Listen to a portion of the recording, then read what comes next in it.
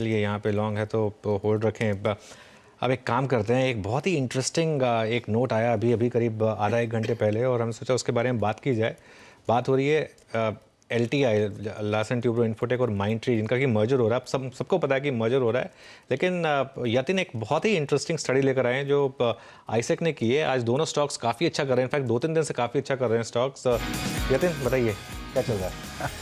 तो देखिए, हम लोग पिछले हफ्ते बात कर रहे थे कि किस हिसाब से HDFC बैंक और HDFC का जो मर्जर होगा, इसको एक्सचेंजेस भी छूट देंगे और MSCI भी छूट देगा कि मर्ज्ड एंटिटी जो है एलिजिबल हो जाए इंडेक्स इंक्लूजन के लिए। एक चीज़ जो बाजार ने शायद अभी तक नहीं देखी है, शायद इग्नोर कर रही है, वो है LTI और माइंडट्री। ये दोनों कंपनियां जो हैं वो मर्ज हो जाएंगी।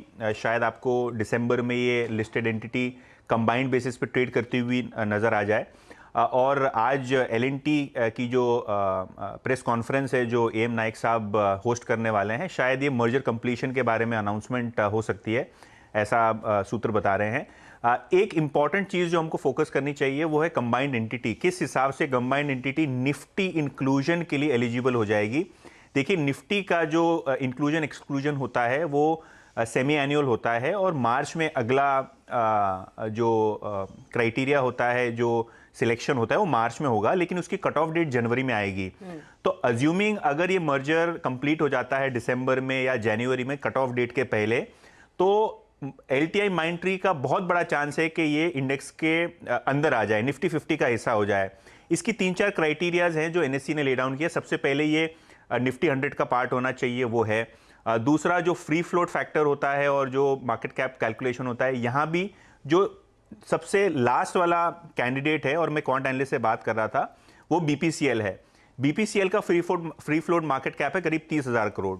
लेकिन अगर आप माइंडट्री और LTI को कंबाइन कर दें तो 1.5 लाख करोड़ का मार्केट कैप बनता है और लगभग 68% हिस्सेदारी जो है L&T के पास रहेगी।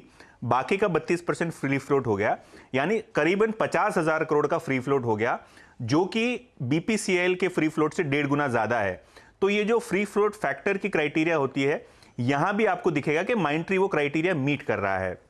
और दूसरा सबसे इंपॉर्टेंट पहलू कि चाहे वो FTSE हो, चाहे वो MSCI हो, चाहे वो NSE हो, इन सभी जो इंडेक्स मैनेजर्स हम ऐसे अगर उनको पुट करें तो इन्होंने एलिजिबिलिटी क्राइटेरिया चेंज की है मर्जर्स को लेके।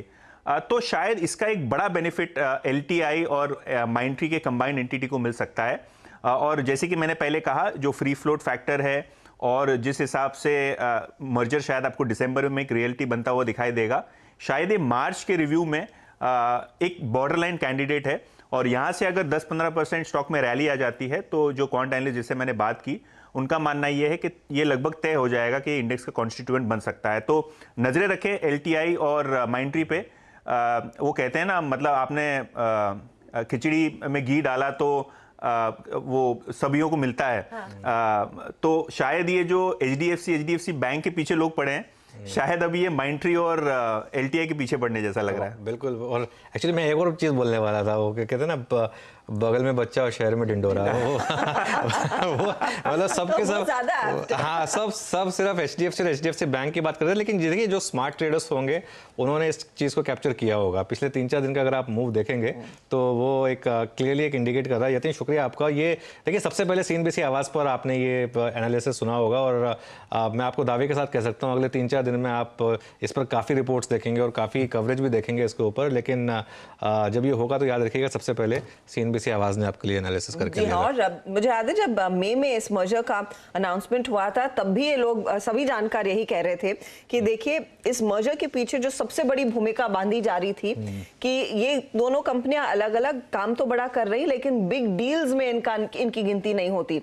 जब ये मर्ज होकर एक एंटिटी बनेंगी तो जिस तरह की डील्स आपका TCS, Infosys and the other big boys chase करते हैं, उसमें इनकी गिनती भी होती हुई दिखाई देगी। तो जाहिर तौर पर अगर उस तरह की डील्स चेस कर रहे हैं और निफ्टी में इंक्लूजन होता है तो एक अच्छा खासा दबदबा इस एंटिटी का भी बनता हुआ दिखाई देगा, जो शायद धीरे धीरे करके हम देख रहे हैं। वो स्टॉक प्राइस में अब लोग पढ़ने लगे हैं, उस पर पहले एक्ट कर लिया, लेकिन अब शायद जैसे आप कहते हैं ना, फैसले की घड़ी आ रही है। अब वो फाइनली अंजाम लेता हुआ दिखाई देगा मर्जर, इसमें एक्शन बनता हुआ। एक चीज जो रह गई थी ना, आज अगर वो हो गया होता तो ये स्टॉक की और जबरदस्त री रेटिंग हो गई होती। वो जब सीईओ की बात आई थी, तो वो एक संजय जलोना जी को लोग सोच रहे थे कि जी। वो शायद सीईओ बनेंगे, लेकिन उनकी जगह जो माइंडट्री के एग्जिस्टिंग सीईओ उनको पद दे दिया गया। और उसके बाद जब वो एल&टी की मैनेजमेंट का इंटरव्यू था, तो उसमें उन्होंने जिस तरीके से बोला कि नहीं देखिए, individual is bigger than institution, वो बात मैं मानता हूँ, लेकिन एक और री रेटिंग फैक्टर हो सकता था अगर वहाँ पर संजय जलोना जी को ये लोग बना देते कंबाइंड एंटिटी का मैनेजिंग एडिटर। लेकिन चलिए, ये हो गई बात माइंडट्री और एल&टी इन्फोटेक की। एक चेक ले लेते हैं जी इसके हाँ, ऊपर। इस पर एक टेक चेक ले लेते हैं, क्योंकि मेरे ख्याल में मानस दोनों स्टॉक्स को